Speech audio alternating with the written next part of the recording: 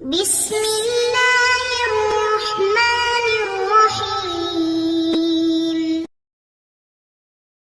السلام علیکم ورحمۃ اللہ وبرکاتہ۔ امید ہے کہ آپ سب ایمان، صحت، عافیت اور برکت کے ساتھ ہوں گے۔ آج ہم سبق نمبر 12 کو پڑھیں گے، جس کا عنوان ہے جملہ اسمیہ۔ تو سب سے پہلے عبارت اور ترجمہ پڑھیں گے، اس کے بعد انشاءاللہ تفصیل پڑھیں گے۔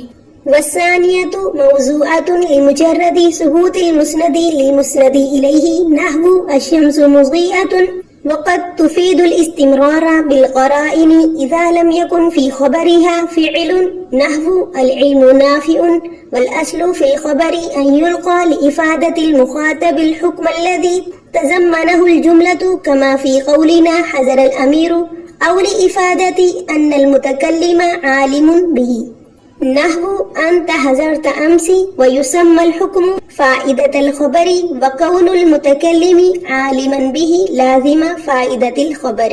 اب ترجمہ دیکھیے۔ اور دوسری قسم جملہ اسمیہ کو محض مسند الیہ کے لیے مسند کے ثابت ہونے کو بتلانے کے لیے وضع کیا گیا ہے، جیسے الشمس مضیئۃ، سورج روشن ہے، اور کبھی قرائن کے ذریعے استمرار کا فائدہ دیتا ہے، بشرط یہ کہ اس کی خبر میں فعل نہ ہو، جیسے العلم نافع، علم نفع بخش ہے، اور خبر میں اصل یہ ہے کہ مخاطب کو اس حکم کا فائدہ پہنچایا جائے جس کو جملہ شامل ہے، جیسا کہ ہمارے قول حضر الامیر، حاکم آ گئے میں، یا یہ بتلانے کے لیے کہ متکلم بھی اس حکم کو جاننے والا ہے، جیسے انت حضرت امسی، تم کل آ گئے، اور حکم کا نام فائدۃ الخبر اور متکلم کے اس حکم کو جاننے کا نام لازم فائدۃ الخبر ہے۔ اب تفصیل دیکھیے۔ گزشتہ سبق میں کلام شروع ہوا تھا خبر کے بارے میں۔ آپ نے پڑھا کہ خبر یا تو جملہ اسمیہ ہوگی یا جملہ فعلیہ ہوگی۔ جملہ فعلیہ جو ہے وہ وضع ہے حدوث اور تجدد کے لیے۔ حدوث اور تجدد کا معنی ہے ہونا، کسی چیز کا ہونا، اور جملہ فعلیہ حدوث اور تجدد کا فائدہ دیتا ہے۔ یہ ہم نے تفصیل سے پڑھ لیا۔ آج کے سبق میں ہم یہ پڑھیں گے کہ جملہ اسمیہ کو کن مقاصد کے تحت لایا جاتا ہے۔ دیکھیں، ہم جتنے بھی الفاظ اور جملے پڑھتے ہیں، اصطلاحات پڑھتے ہیں، ان کا کوئی نہ کوئی واضح ہوتا ہے۔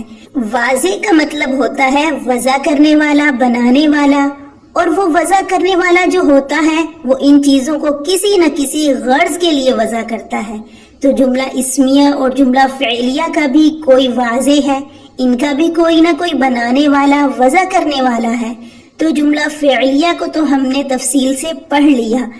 آج ہم جملہ اسمیہ کے بارے میں پڑھیں گے۔ تو جملہ اسمیہ کو وضع کیا جاتا ہے ثبوت کے لیے۔ وہ اتنا بتاتا ہے کہ ایک چیز کے لیے دوسری چیز ثابت ہے، یعنی مسند الیہ کے لیے مسند ثابت ہے، جیسے زید قائم۔ اس جملے سے صرف اتنا معلوم ہوا کہ زید کے لیے قیام کا ثبوت ہے، یعنی کہ مسند الیہ کے لیے ثابت ہے۔ آگے وہ طریقہ وقوع کے ثابت ہے یا لا وقوع کے ثابت ہے، وہ اس کے لیے مثبت طور پر ثابت ہے یا منفی طور پر ہے، یہ ایک الگ بات ہے۔ اس کو ایک مثال سے سمجھیے۔ الشمس مضیئۃ، سورج چمکنے والا ہے۔ اب دیکھیں، ترکیب میں الشمس مسند الیہ ہے، مضیئۃ مسند ہے، تو یہاں اثبات کو شمس کے لیے ثابت کیا گیا ہے، تو مسند الیہ کے لیے ثابت ہوا کہ نہیں ہوا؟ لیکن یہاں صرف مثبت کی مثال دی ہے کہ مسند الیہ کے لیے ثابت ہوا، بدطریق اس بات کے نفی میں بھی ثابت ہوتا ہے۔ دیکھیں، اگر ہم کہیں الشمس لیست بمضیئۃ کہ سورج چمکدار نہیں ہے، درمیان میں کوئی بادل وغیرہ آیا ہے، اس کی روشنی ہم تک نہیں پہنچی ہے، اگرچہ یہ جملہ معنی کے اعتبار سے صحیح نہیں بنتا لیکن ترکیب کے اعتبار سے صحیح بنتا ہے۔ اسی طرح ایک اور مثال سے دیکھیے، الطالب لیس بموجود۔ اب دیکھیں، یہاں طالب علم سے موجودگی کی نفی کی گئی ہے، یعنی موجودگی کی نفی کو طالب کے لیے ثابت کیا گیا ہے، تو یہ اس بات چاہے بطور مثبت جملے کے ہو یا اس بات بطور منفی کے ہو، مسند جہاں بھی مسند الیہ کے لیے ثابت ہوگا، یعنی جملہ اسمیہ کو واضح نے وضع اسی لیے کیا ہے تاکہ مسند مسند الیہ کے لیے ثابت ہو جائے۔ آگے دیکھیے، وقت تفید الاستمرار بالقرائن، یہاں پر وقت تفید قد فعل مضارع پر داخل ہوتا ہے۔ کبھی کبھار ایسا ہوتا ہے کہ جملہ اسمیہ استمرار کا فائدہ دیتا ہے۔ دیکھیں، جملہ اسمیہ ہر وقت استمرار کا فائدہ نہیں دیتا، بلکہ کبھی کبھار استمرار کا فائدہ دیتا ہے، لیکن بالقرائن، کسی قرینہ کا یا کسی علامت کا ہونا ضروری ہوتا ہے کہ کوئی علامت، کوئی نشانی ایسی ہوتی ہے جس سے معلوم ہوتا ہے کہ یہاں پر جملہ اسمیہ استمرار کے معنی میں ہے۔ آگے اس کے لیے ایک شرط بیان کر دی، اذا لم یکن فی خبرها فعل، بشرط یہ کہ اس کی خبر میں کوئی فعل واقع نہ ہو۔ کیوں؟ کیونکہ فعل استمرار کا معنی نہیں دیتا، فعل حدوث کا معنی دیتا ہے، تو اس لیے فرمایا کہ جملہ اسمیہ کبھی کبھار استمرار کا فائدہ دیتا ہے قرائن اور علامات کی موجودگی میں، بشرط یہ کہ اس کی خبر فعل واقع نہ ہو۔ جیسے العلم نافع، اب علم نفع پہنچانے والی چیز ہے، یہاں پر دیکھیں قرینہ موجود ہے، قرینہ حالیہ موجود ہے، قرینہ مقالیہ موجود نہیں ہے۔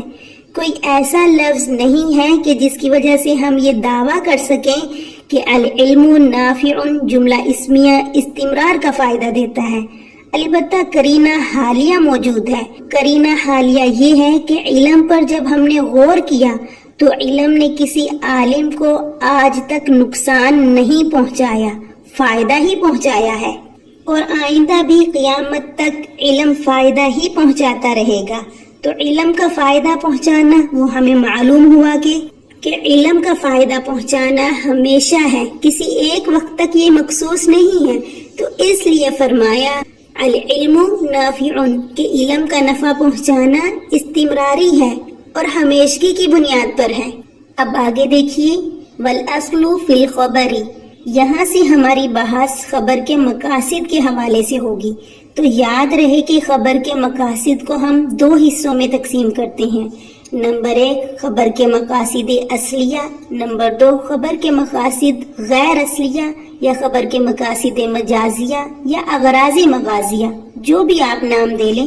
تو خبر کا پہلا مقصد یہ ہے کہ مخاطب کو جملے کا حکم بتلایا جائے، جیسے حضر الامیر، اس خبر کے ذریعے مخاطب کو امیر کے آنے کی خبر دی گئی ہے اور نہ آنے کے بارے میں مخاطب کی جہالت کو دور کیا گیا ہے۔ نمبر 2 یہ بتلانے کے لیے کہ متکلم کو بھی وہ حکم معلوم ہے، جیسے انت حضرت امسی، تم تو کل ہی آ گئے تھے۔ مخاطب کے آنے کی اطلاع دینا مقصود نہیں، اس لیے کہ مخاطب کو تو اپنے آنے کا علم ہے ہی، بلکہ یہ بتلانا مقصود ہے کہ مجھے بھی تمہاری آمد کی اطلاع ہے۔ خبر کے مقاصد کو چونکہ ہم نے جملہ خبریہ میں تفصیل سے پڑھ لیا تھا، اس لیے مزید تفصیل میں جانے کی ضرورت نہیں ہے۔ خلاصہ کلام یہ ہے کہ آج کے سبق میں ہم نے پڑھا کہ جملہ اسمیہ کو واضح نے کس لیے وضع کیا۔ ہم نے پڑھا کہ جملہ اسمیہ کو واضح نے وضع کیا ہے مسند کو مسند الیہ کے لیے ثابت کرنے کی غرض سے، چاہے وہ ثابت ہونا بدطریقے اس بات کے ہو جیسے الشمس مضیئۃ، یا بدطریقے نفی کی ہو جیسے الطالب لیس بموجود۔ آگے ہم نے پڑھا کہ جملہ اسمیہ جب کلام میں آتا ہے تو کبھی کبھار یہ استمرار کے لیے بھی آتا ہے۔ کیوں؟ کیونکہ وقت تفید قد کے بارے میں جملہ فعلیہ میں بھی میں نے آپ کو اصول سمجھایا تھا کہ جب یہ قد ماضی پر داخل ہوگا تو اس کو حرف تحقیق سے تعبیر کیا جاتا ہے، اور جب یہ قد فعل مضارع پر داخل ہوتا ہے تو اس کو ہم حرف تقلیل سے تعبیر کرتے ہیں، اور اس وقت اس کا ترجمہ کبھی کبھار سے کرتے ہیں۔ اور ہم نے جملہ اسمیہ کے بارے میں پڑھا کہ جملہ اسمیہ کبھی کبھار قرائن اور علامات کی موجودگی میں استمرار کا فائدہ دیتا ہے، بشرط یہ کہ اسی خبر فعل نہ ہو۔ پھر ہم نے خبر کے مقاصد اصلیہ اور غیر اصلیہ کے بارے میں تفصیل سے پڑھا۔ آج کے سبق سے متعلق کچھ سوالات ہیں، وہ نوٹ فرما لیجئے۔ سوال نمبر 1، کلام خبر کی کتنی قسمیں ہیں اور کون کون سی ہیں؟ نمبر 2، جملہ اسمیہ کس کو کہتے ہیں اور اس کے فوائد کیا ہیں؟ فائدۃ الخبر اور لازم فائدۃ الخبر کسے کہتے ہیں؟ جزاکم اللہ خیرا۔